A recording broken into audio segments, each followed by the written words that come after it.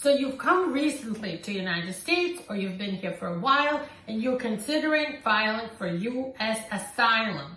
What are the 5 tips of how to win your asylum case, how to put it together in such a way that you have a very good chance of winning, whether it's first at the USCIS asylum office, or even if this goes in front of the judge.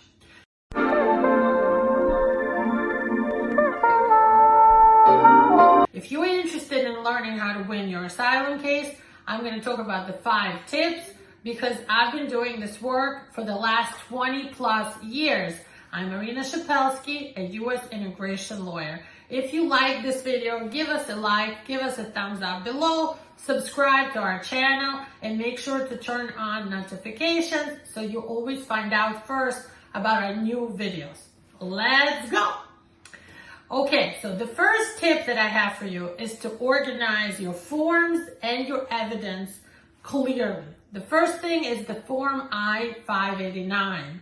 You have to fill it out, try to fill in every box, whatever applies to you. If something doesn't apply to you, you could put N-A, like N/A for non-applicable, or leave it blank. Make sure to sign and date it at the end, and where there's a box to fill in an answer, where you have to write in an answer, write a short answer and add, please see my attached personal statement. And that's tip number 2, but we'll get to that in a minute. So the form is ready. Now start organizing your evidence. Evidence is your proofs, your documents to show that your case is real. You might want to look at the country conditions from the latest U.S. Department of State reports. You might want to add witness letters. You might want to add medical letters to show that you were abused when you lived in your country because of your race, religion, political opinion, social group, or nationality, right? So those are the 5 categories. And remember, your case has to be filled into one of those categories. You were abused because of your race, your religion, nationality, or political opinion, right? Or social group. So you have to squeeze your facts into one of those categories. This is very, very important. And my number 1 bonus advice to you. Remember, just because somebody treated you badly doesn't mean you're going to get asylum from that. You have to show they treated you badly because you were in opposition to the government, or maybe you were LGBTQ, or because they thought that you were a relative of a witness to a crime or something like that. That's social group.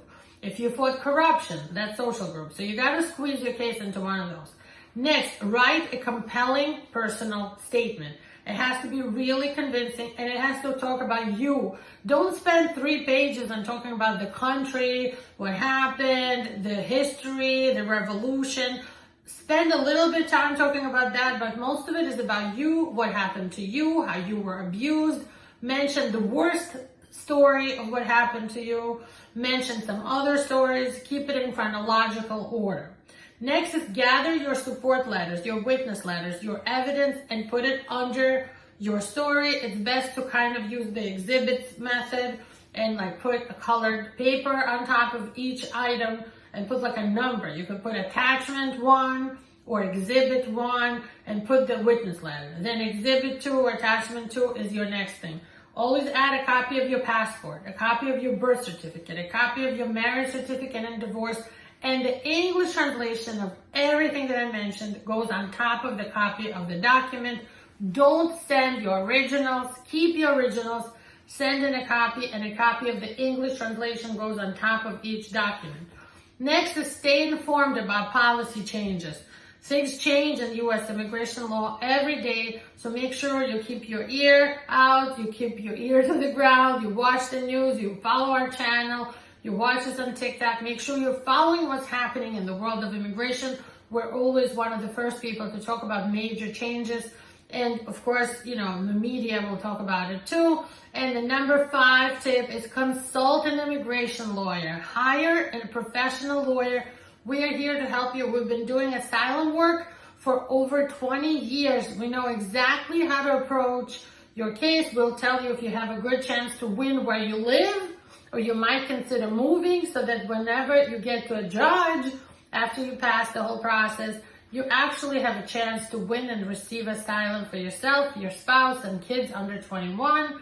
Keep in mind, when you file for your kids and they're under 21, the filing freezes their age from aging out. So if you win, even if your kids will be like 25 years old at the time of your final court hearing, they will still be considered children under immigration law and be included and approved with you.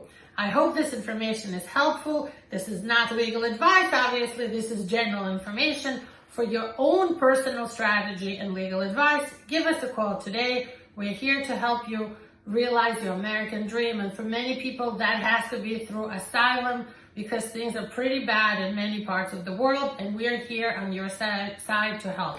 Give us a call today. All the information is in our profile.